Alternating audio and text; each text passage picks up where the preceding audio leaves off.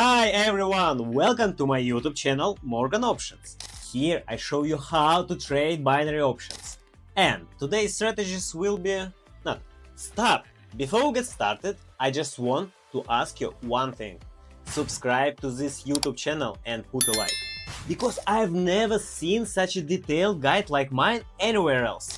And of course, don't forget about my Telegram channel. Message me on Telegram and get even more useful information and start trading with me. So, let's get started with today's trading. I have already analyzed and selected the most optional currency pairs based on their price movement and payout percentage. You can see them in front of you. Today, we'll be using the following combination of indicators: Fractal, Keltner Channel with default settings for this broker, and two oscillators. The first will be MACD with periods 5, 7 and 10, and the second will be SSI oscillator with a period of 10. Today, we'll focus on channel movement and also pay attention to both internal and external channel movements. We'll keep track of the formation of local highs and lows, which will be indicated by the fractal, and analyze overbought and oversold areas on my oscillator. I don't think there will be any question, as I will explain each trade in detail. We will be trading on the 1 minute time frame. Let's start with the first trade of $100. I'll select the first currency pair for the most optional entry point. Let's try to open the first trade here for a sell position. This is a good entry point. We see that the price has gone outside the Keltner channel, and the local maximum should form around this price level. We also see an exit from the overbought zone on the oscillator, and strong upward volume was previously shown on the MACD histogram. The moving lines of the oscillator are now starting to reverse, and I think that after such a sharp upward impulse, there should be a downward move. So, let's see the result of the first trade.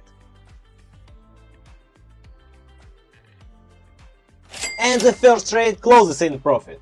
Everything well as I predicted. Great analysis for the first trade. I will leave $100 for the next trade. Let's continue the analysis and I'll pick the next currency pair. Here I'll probably open a buy position. It's not a straightforward entry, as we are seeing very strong downward movement. But theoretically, the moving line of the oscillator is already in the oversold zone and had tried to exit. The price didn't go up sharply, but I believe the exit from the oversold area will happen now. A local minimum was previously formed, and a local maximum should form now.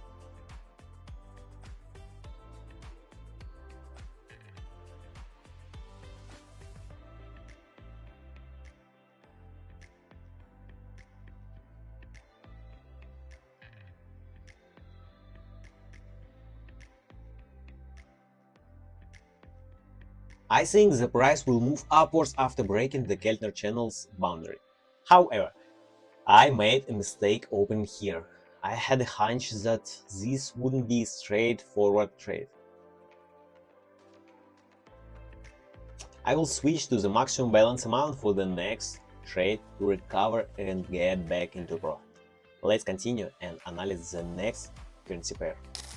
Here I'll try to open a buy position, as I believe the price will go up.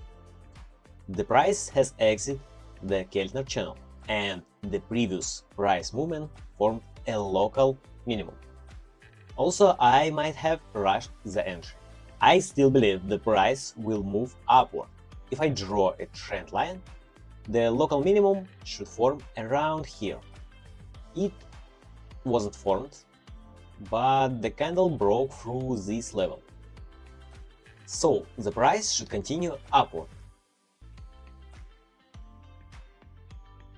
There were strong downward volumes on the MACD histogram.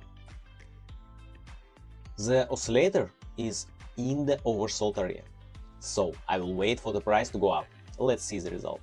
And the trade closes in profit. Perfect. Once again, my decision was absolutely correct, and I locked in the profit. Let's move the trade size to $142, which is the current profit. And let's continue. I'll pick the next currency pair. I am opening a buy position here. The last movement showed an upward trend. So I'm playing the pullback. Two local minima were formed, and a local maximum should be formed now.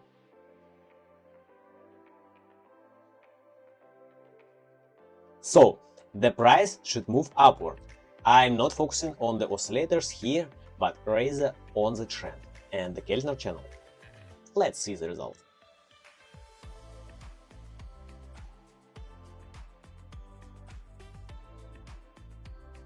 Unfortunately, the price didn't continue upward and I closed the second trade in a loss.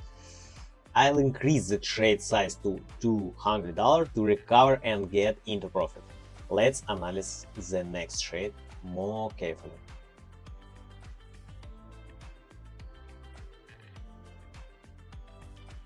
I'll now be more careful and pick the next entry point. Here I'll open a buy position as the entry looks very good. Maybe I could have waited for a small impulse downward, but this is still a good entry point. Strong volumes were shown on the MACD histogram. There was a good pullback and the price went outside the Keltner channel, forming a local minimum. The MACD oscillators also crossed, and the SSI oscillator exited the oversold zone. Let's see the result.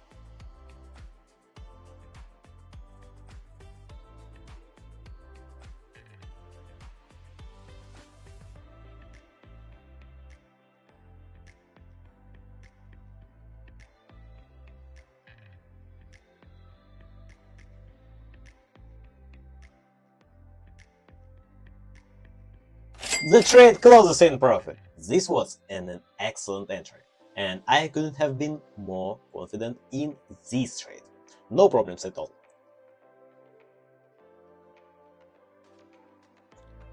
The trade closed in profit. To secure more profit, I will use my full balance to open a new trade. Let's continue and pick the next currency pair.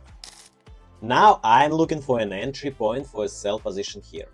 We see a sharp upward impulse, and then a local maximum is formed by the fractal.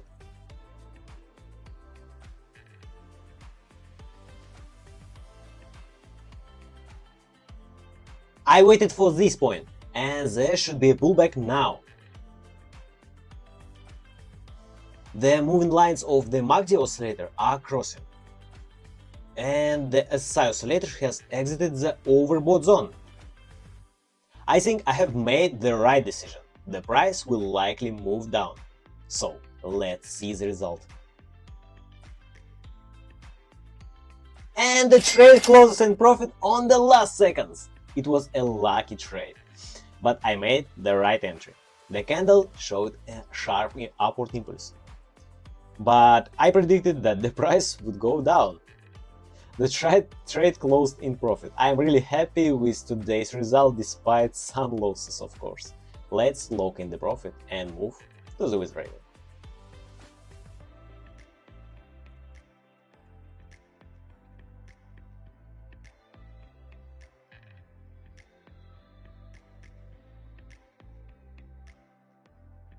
Today's profit is $466.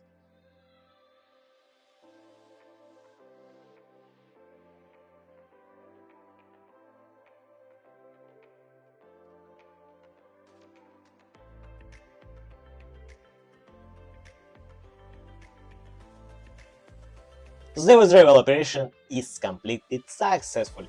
Today's trading was quite intense with the use of these indicators. If you have any question about the strategy of the indicators, you can find the link to my Telegram in the description below the video. Feel free to ask any question. I'll try to help you. So guys, have a great day and good luck with your trading.